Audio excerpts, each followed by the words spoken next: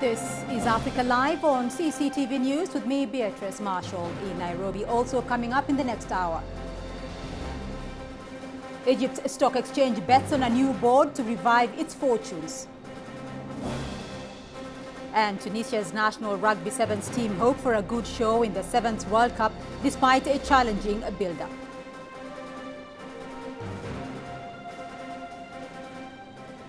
South African President Jacob Zuma says the country's former leader Nelson Mandela remains in critical condition. Mr. Mandela was admitted to hospital early June suffering from a recurrence of pneumonia, and after showing signs of recovery, his condition deteriorated on Sunday. It has left the country in shock and fearing the worst. CCTV's Guy Henderson reports from Pretoria. A day on, and Nelson Mandela continues to fight for his life. Still critical, said South Africa's president at a scheduled briefing with journalists. But Jacob Zuma was reluctant to give many further details on how critical after he visited Mandela on Sunday night. Given the hour that we got to the hospital, of course it was late. He was already asleep, and we were there, looked at him, saw him, and we then had a bit of a discussion with the doctors as well as his wife, Graça Machel. There was an effort to move on to other topics, such as this week's visit of US President Barack Obama, which will, we're told, go ahead as planned.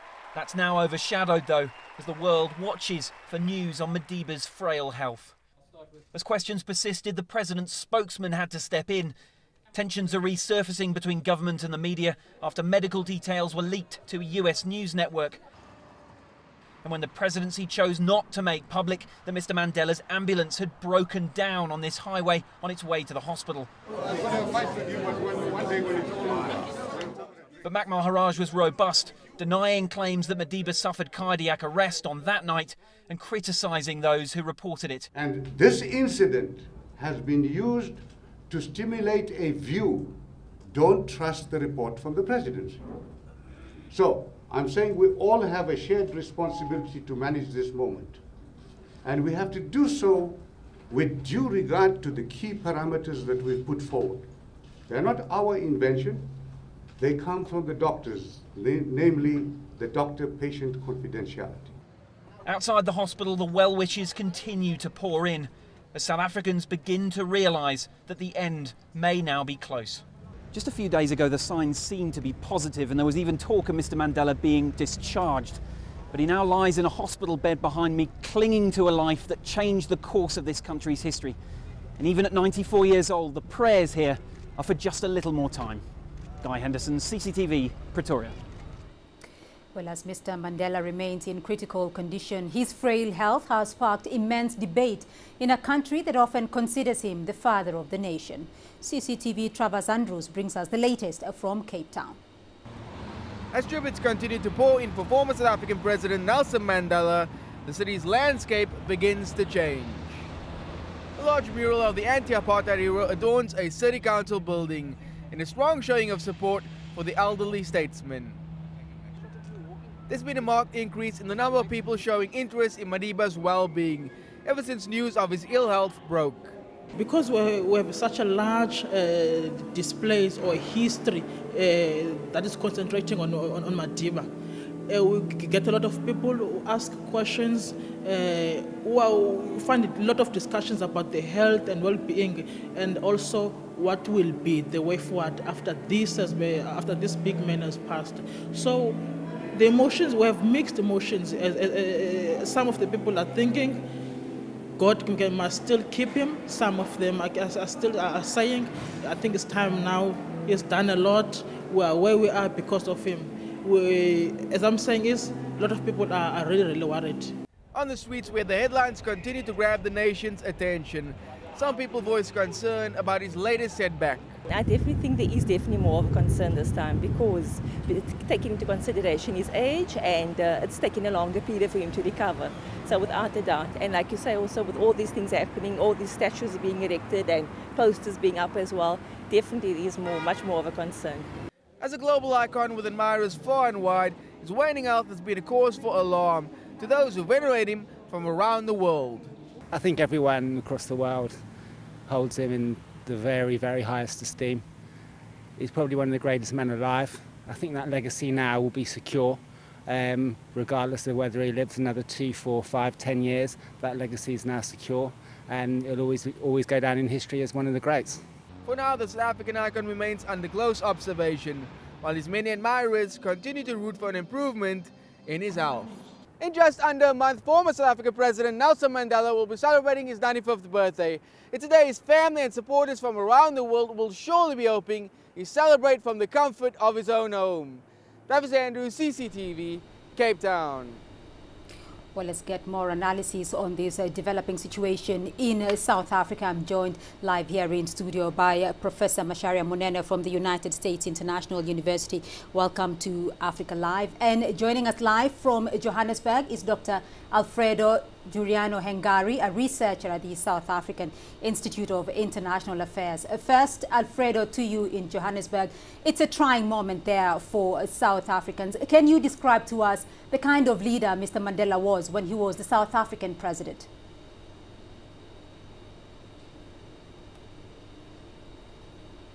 All right, Professor, let me just come to you with this. Now, many have termed Nelson Mandela as a rare world leader. What do you think has made him such a global icon? Well, the fact that he's a very focused person, the challenges that he had to face, the enormity of apartheid as a system. You notice apartheid was going against the global wave, which was against racism as official policy. And so he came of age as apartheid was becoming an official policy, and to stand up to it and be focused, lead the team to the way he did, the challenges he had to confront and the way he did it made him a very attractive person, that he was seen not to be so selfish, but committed, knowing how to handle issues as they arise. And the fact that he survived that long and surviving in jail for 27 years and still holding his own is something that is very admirable. And people say now, if only other people could be that focused. He was not a selfish leader, and one of the things that he did was to step down after being just a one-term president. For Africa, for the African people, and particularly for Africa's leaders, what lessons can be learned from the life of Mr. Mandela? Well, for one, there is life after presidency. And it's necessary for people to be focused, to be persistent, to know when to quit, because a lot of people do not know when to quit. And there is more influence and power by quitting than by persisting to be in a place where you are becoming irrelevant for a long time. Willingness to learn from others. Mandela is a person who was always looking for new ways, the ideas, and giving some chances to other people to see whether they will make it. Open-minded person, so that not to claim that you have a monopoly of ability or knowledge. That one was very clear with him. So you remember that the time he came to Kenya in 1990, he made a very interesting statement about Kenya. He came and he wanted to see Dedan Kimathi's widow, had a problem with that. Wanted to see General China, had a problem with seeing them. But seeing them was not the issue, it's what he said after that. He said, these are my heroes. We learned from you people how to do things. So, open-mindedness. Open-mindedness. Let me come to you, Alfredo, if you can hear me, in Johannesburg. Now, it has been about 10 years, though, since Mr. Mandela left public life, but he still commands such great respect. Is a South Africa, though, possible without Mandela?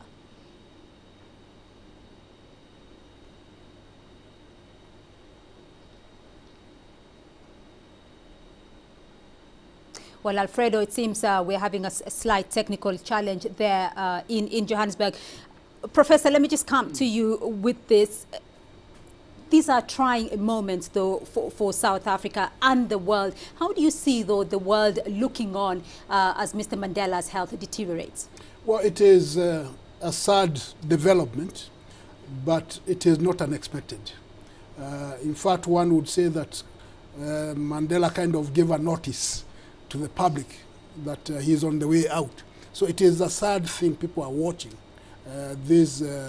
but it is not totally unexpected because it is not a shock. Now they've had to adjust, and people have to adjust to the reality that all motors go. And they go to, in fact, Mandela will be joining other great people of the recent times in the last 1 century. You can count them on your fingertips, the people whose group he belongs, whether you're talking about Winston Churchill in England, Mohandas Gandhi in India, you're talking Jomo Kenyatta in Kenya, you are talking Fidel Castro in Cuba, All right. You're talking Gamal Nasser, you're talking De Gaulle, you're talking FDR, and you're talking Du Bois. If you look at South Africa now, though, Mr. Mandela sought to reconcile the South African nation. Do you think that reconciliation was achieved? It went a long way. In fact, people are commenting that it's interesting. Today is the kind of an anniversary of the rugby game that South Africa won, because he took pride in handing over the trophy to the South African team that used to be all white, and there he was wearing the Springbok jersey, saying they are all together. It's one team, one country. So he did go a long way in reconciling the people's, the rainbow nation, making it a truly rainbow country. Now, did he achieve everything? No. Nobody does that. But he went a long way towards that. And that's what people are missing, that there was that aura in him that captivates people. All right, Professor Macharia Munene from the United States International University here in Nairobi. Thank you very much for your insights. We'll leave it there for the moment. We'll take a short break here on Africa Live, but still ahead on the program. Egypt's President Morsi calls for dialogue as tension mounts.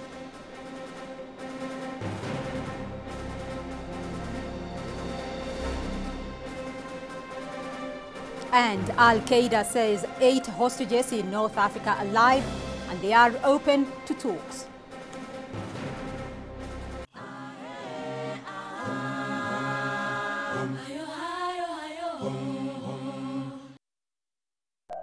Breaking news. Global trends. CCTV News brings you stories with the different aspects of Africa in the international content. With our reporters across Africa and all over the world, we'll tell you about the real Africa and how it impacts the world. Africa Live, every day, only on CCTV News.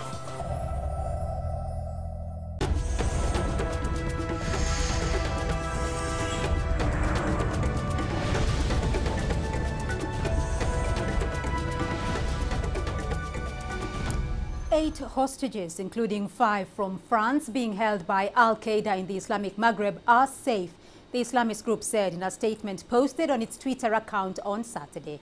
The statement coincided with rallies across France organized by the families of French hostages who were seized in Niger in September of 2010 to mark more than 1,000 days of captivity.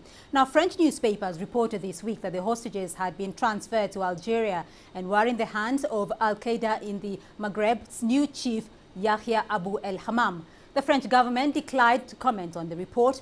At least 8 French citizens, a Swede, a Dutch, and a South African, have been kidnapped in recent years in parts of the Sahara Desert. The French government has insisted it will not negotiate with hostage takers.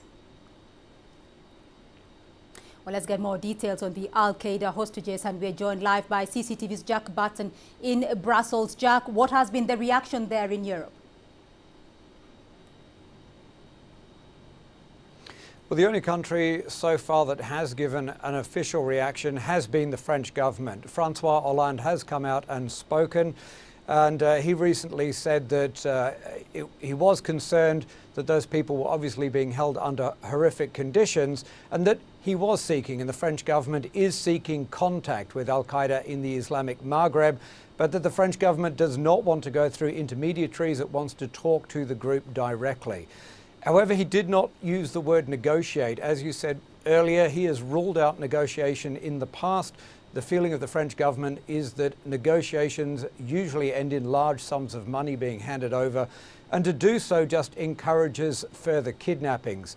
So he's trying to tread a cautious ground here. Obviously, they still don't want to negotiate, but given that large outpouring of public sentiment right across France yesterday in cities and towns, many people turning out to try and get the government to do more, Francois Hollande now knows that some sort of contact with that group needs to be made if there's really any hope of getting those people home. But he did say he did believe that tweet. He does believe that those 8 people, 3 of them from the Netherlands, Sweden and Britain, the rest from France, are still alive. All right. Jack, you mentioned that the hostages, or the authorities are saying the hostages may be held under horrific conditions. Do we have more details of the hostages situation themselves?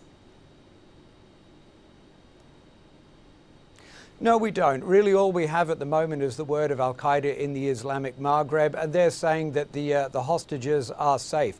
We really know very little. Nobody even really knew if they were alive or not, and of course they still don't, not until there is video or photographic evidence. But originally, Al-Qaeda in the Islamic Maghreb had said they were going to execute these people if French forces entered Mali, and of course they did. So it was very unclear what happened to these people after that. So this is the first clear sign that they're still alive. There's still a little bit of mystery about where 2 other French nationals, originally the 5 French who are in this group, there was 6 workers from Arriva, the big French nuclear giant. They'd been working in Niger. They were taken as a group, but one of them, Francois Laribe, who was the husband of Daniel Laribe, one of the current hostages, she was set free. But there were 2 other men kidnapped separately in Mali and Niger. It was believed that they were with this group, so there is some surprise that they haven't turned up, that this is 8 people being reported rather than 10. On top of that, there was one other French national kidnapped, but it is known that he was executed after that French-led incursion into Mali. One of the reasons, of course, that Francois Hollande said that the French were going in there was to try and prevent these kind of hostage takings in the future. All right, CCTV's Jack Button joining us there from Brussels. Thank you. The Egyptian military says it will intervene to prevent the country sliding into what is called uncontrollable conflict. The statement comes days before planned mass protests against President Mohamed Morsi. The president has once again called for dialogue with the opposition, but they have rejected his offer and insist he steps down. Adel Makhroui tells us more. Mohamed Morsi once again urged all political parties to sit together for talks in what he says would be the interest of the nation. To much of his opposition, that interest would be served by his departure. They're planning to push for his ouster with mass protests on June 30th, Morsi's first anniversary in power. The president knows very well that any call for dialogue at this particular time will be rejected because it's too late and because all the previous dialogues did not bring any result. So he is running out of options. We want him to leave power. Why would we sit and talk? Opponents say they will only join talks to set a date for early presidential elections. But before those talks, Morsi must sack his prime minister too. The president's party says there can be no preconditions to the talks. The man is clearing his conscience with this call for dialogue, but without preconditions. The president has been elected to lead the country. Then, if the opposition is really working to build this country, put your hands together and keep opposing him until you reach an agreement. If the talks don't yield anything, then go back to protests. The rising tension alarmed the military. Defense Minister Abdel Fattah al-Sisi said the army must stop Egypt plunging into a, quote, dark tunnel, and that it will not remain silent. Between a stubborn opposition that is rejecting dialogue unless all its demands are met, and the presidency that is only offering talks without preconditions, the political dialogue in Egypt is going round and round in infinite circles, with each side hoping that the other would take the first sacrifice. Adel Makhroui, CCTV, Cairo. And we still have more news, views and analysis for you here on Africa Live, including staying put. The UN vows to stay in Somalia despite attack.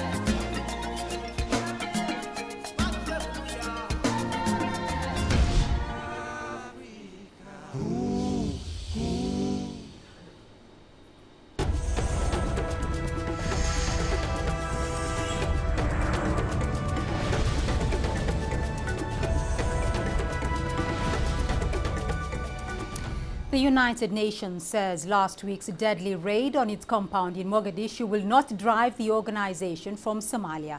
The raid left at least 22 people killed. Al-Qaeda-linked group Al-Shabaab said it was designed to push the UN out. CCTV's Mohammed Hirmoge has the story. Last respects for a staff member of the United Nations Development Programme and for 3 UN contractors before they make their final journey home. They were among the victims of one of Al-Shabaab's deadliest attacks in months on the United Nations compound. 4 Somali soldiers and 14 civilians were also killed, and the attackers themselves. The brazen attack has raised questions about whether the UN will continue here.